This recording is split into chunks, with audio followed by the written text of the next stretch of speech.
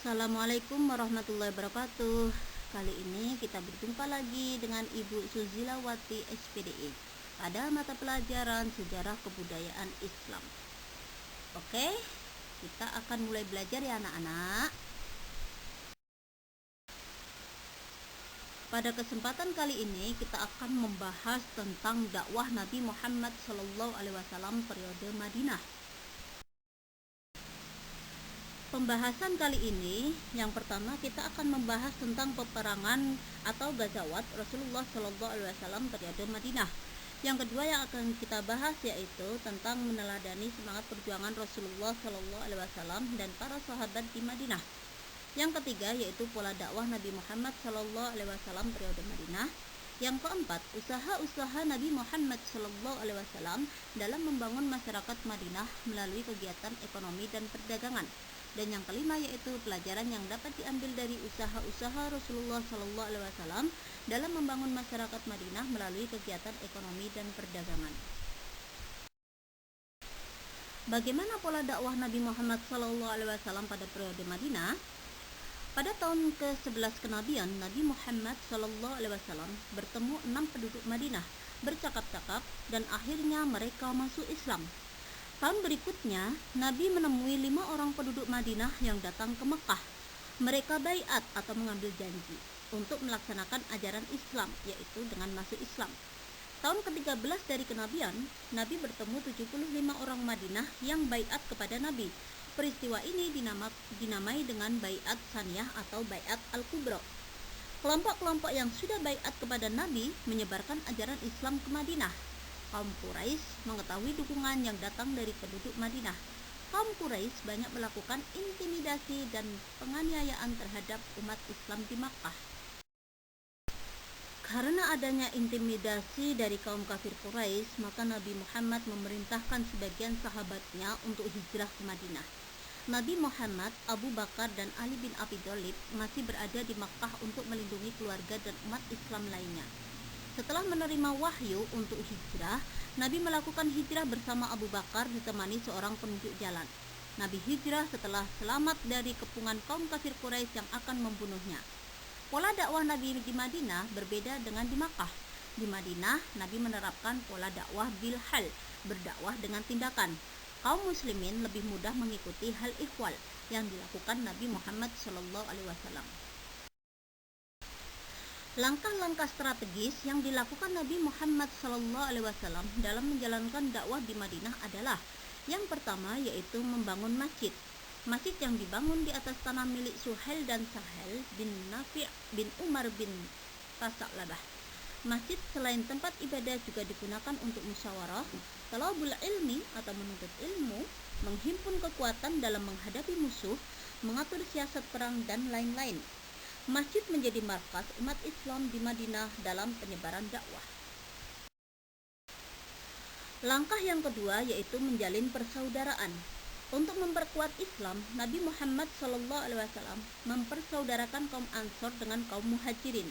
Nabi mengumpulkan mereka dalam menyampaikan pesan dari Allah Subhanahu wa Ta'ala untuk membina persaudaraan dalam agama, sebagaimana terdapat pada surah Al-Hujurat ayat 49. Abdurrahman bin Auf dipersaudarakan dengan Sa'ad bin Rabi', Abu Bakar As-Siddiq dengan Kharijah bin Zaid, Umar bin Khattab dengan Utsman bin Malik, Utsman bin Affan dengan Aus bin Thabit, dan lain-lain. Jalinan persaudaraan bertujuan agar Islam semakin kuat. Terjalin sikap saling menolong antara kaum Muhajirin dan Ansar, kaum Aus dan Khazraj. Yang ketiga yaitu dengan menggalang kerukunan. Tujuan menggalang kerukunan antara suku dan agama yang ada di Madinah atau Yathrib supaya tercipta perdamaian dan keamanan. Di Madinah terdapat kaum Yahudi yang terdiri dari 3 suku besar, yaitu suku Quraisyah, Nadir, dan Qainuqa. Terdapat pula kaum Nasrani dan kaum musyrik. Nabi Muhammad SAW merancang dan merumuskan peraturan yang memberikan rasa aman, perlindungan kenyamanan, dan toleransi beragama penduduk Madinah. Rumusan dan peraturan tersebut dikenal dengan istilah Piagam Madinah.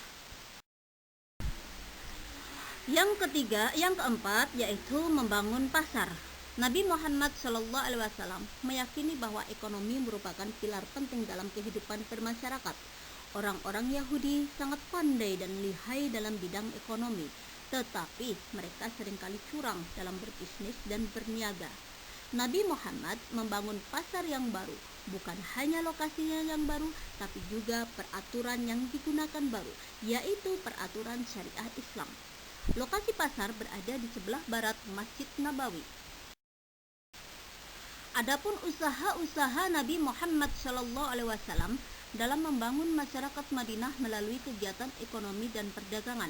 Yang pertama, meningkatkan mutu pertanian dengan memperluas lahan pertanian dan meningkatkan fasilitas pendukungnya.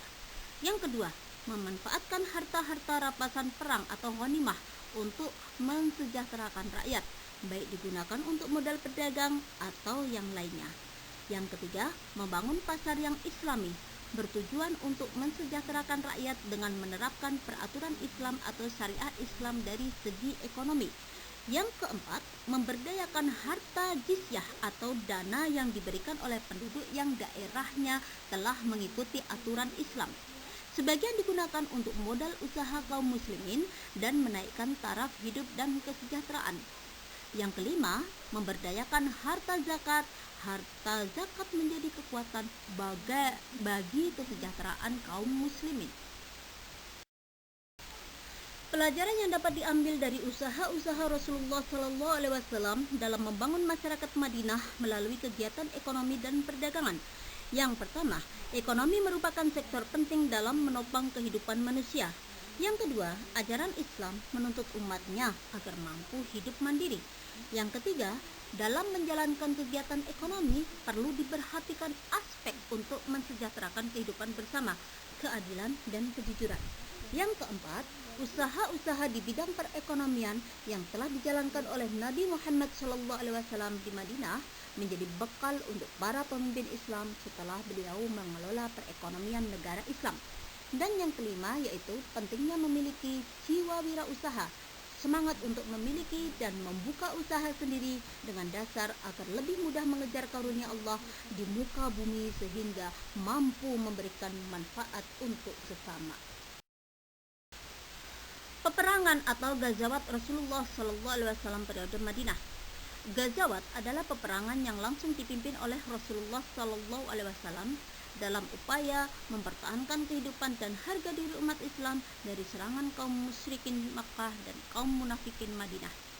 Peperangan dalam Islam bersifat merespon kejahatan-kejahatan musuh, bukan dimulai dari Nabi Muhammad SAW atau kaum muslimin terlebih dahulu.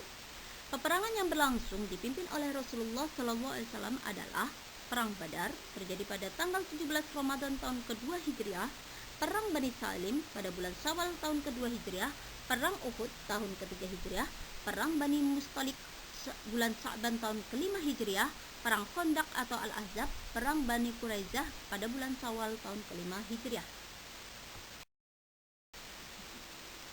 Oke semuanya, kita akan meneladani semangat perjuangan Rasulullah SAW dan para sahabat di Madinah. Bagaimana caranya? Yang pertama yaitu memiliki keyakinan yang kuat akan datangnya pertolongan dari Allah Subhanahu wa Ta'ala. Yang kedua, tolong menolong dalam kebaikan dan kebenaran. Yang ketiga, kerja keras, kerja cerdas, dan sungguh dalam menggapai cita-cita. Dan yang keempat yaitu jujur dan adil. Oke, kali ini Ibu akan mengungkapkan khulasah atau pelajaran yang dapat diambil ataupun kesimpulan daripada materi kita pada hari ini. Yang pertama yaitu tahun ke-13 kenabian Nabi Muhammad SAW hijrah dari Makkah ke Madinah. Yang kedua, langkah-langkah Nabi Muhammad SAW dalam melakukan dakwah periode Madinah, membangun masjid, menjalin persaudaraan, menggalang kerukunan, membangun pasar. Nabi Muhammad SAW berhasil mempersatukan kaum muhajirin dan ansor dengan ikatan akidah Islam melalui hubungan persaudaraan dan perkawinan, juga melalui kerjasama ekonomi dan perdagangan. Peperangan yang diikuti oleh Nabi Muhammad SAW adalah Perang Badar, Perang Khandaq, Perang Uhud, Perang Bani Mustalik, dan Perang Bani Quraidah. Usaha-usaha yang dilakukan Nabi Muhammad SAW dalam membangun masyarakat melalui kegiatan ekonomi dan perdagangan diantaranya dengan meningkatkan mutu, dan memperluas lahan pertanian, memberdayakan harta jizyah, harta zakat, dan ghanimah. Demikian penyampaian materi dari Ibu, kurang lebihnya mohon maaf. Mari kita sudahi dengan bacaan hamdalah bersama-sama. Alhamdulillahirabbil alamin. Wabillahi taufiq wal hidayah. Wassalamualaikum warahmatullahi wabarakatuh.